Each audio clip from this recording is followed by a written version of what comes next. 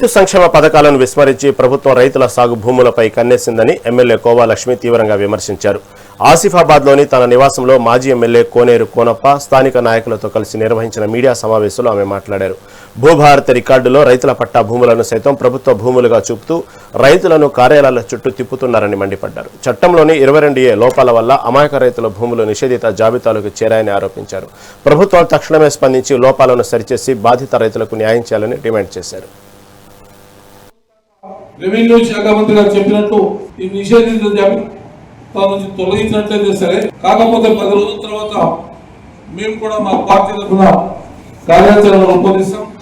Collector ఆఫీసును ముట్టడించడమా, మరి అన్ని మండల కేంద్రాలు ముట్టడించడమా, మరి సరైన రీతిలో మీరు గుణపాఠం వచ్చేలాగా మేము ఒక ప్రణాళిక రూపొందించి దాని మీద మేము ముందుకు పోతామని చెప్పి తెలియజేస్తాము.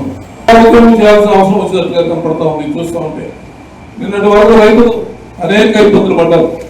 ఓ పక్కన వర్షాలు లేవు, సరైన విత్తనాల మొలక ఇబ్బందులు ఉంటే ఇవ్వడానికి కాదని చెప్పి ఈ భూభారత చట్టం ద్వారా మీరు వాళ్ళ రైతులు ఇబ్బంది పెట్టే కార్యక్రమం మొదలుపెట్టారు. ప్రజలు ఇప్పటికే ఈ దరిద్ర ప్రభుత్వం మన ఎత్తిన కూర్చుంది, ఎప్పుడు పోతుందని చెప్పి బాధపడతా ఉన్నారు. ఈ దరిద్ర ప్రభుత్వం పోవాలని చెప్పి పూజలు చేస్తూ ఉన్నారు, శాపనార్థాలు పెడతా ఉన్నారు.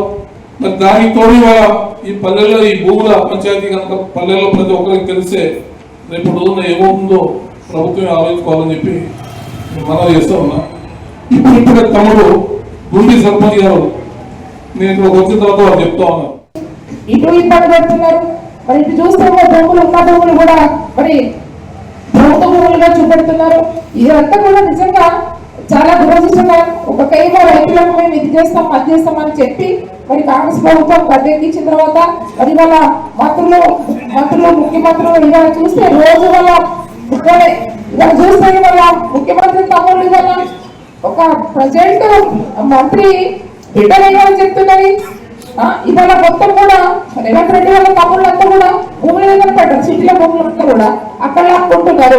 ఎక్కడెక్కడ కూడా గ్రామాలలో కూడా మరి ఈ విధంగా చేయడం అనేది ఎంతవరకు కరెక్ట్? ఇప్పుడు చూస్తే సిటీలు జరుగుతున్నాయి అనుకుంటాం, అక్కడ హెడ్లతోటి పెట్టేసి పాప వాళ్ళ ఇల్లు గరీబ్ ఇల్లు కూడా ఉండడం చేయడం అని. అది కాకుండా మళ్ళీ ఇప్పుడు గ్రామాలను కూడా మరి రైతుల భూములు మరి దిద్దుకోవడానికి మరి ప్రభుత్వం ఇదంతా కుట్ర చేస్తుంది.